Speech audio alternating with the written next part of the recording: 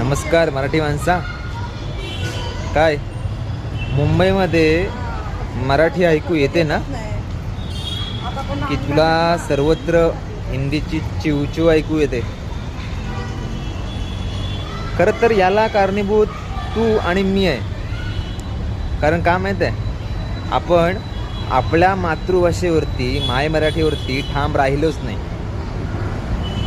आपण एखाद्या दुकानात गेलो, रेल्वेमध्ये गेलो, बसमध्ये गेलो, अरे भैया ये दे ना, भैया इतने का तिकीट दे ना. आपण आपली भाषाच गमावली. खरं तर आपण लोटांगण घातलं हिंदी पुढे.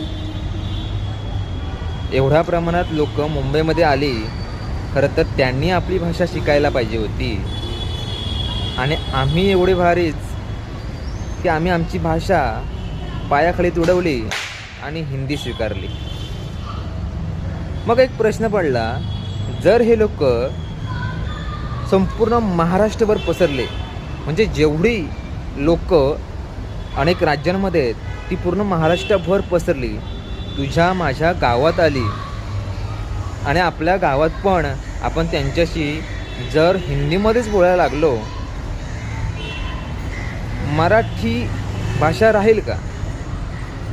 आणि खरं तर मी मराठी आहे असं गर्वाने सांगताना मराठी भाषा शिल्लक तरी राहील?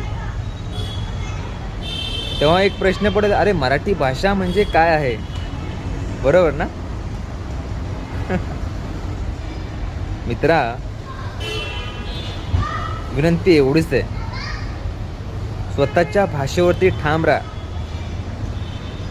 नाहीतर एक वेळ अशी येईल की तुझ्या स्वतःच्या घरात देखील तुला फक्त हिंदीची चिवचिव ऐकू येईल. जय शिवराय.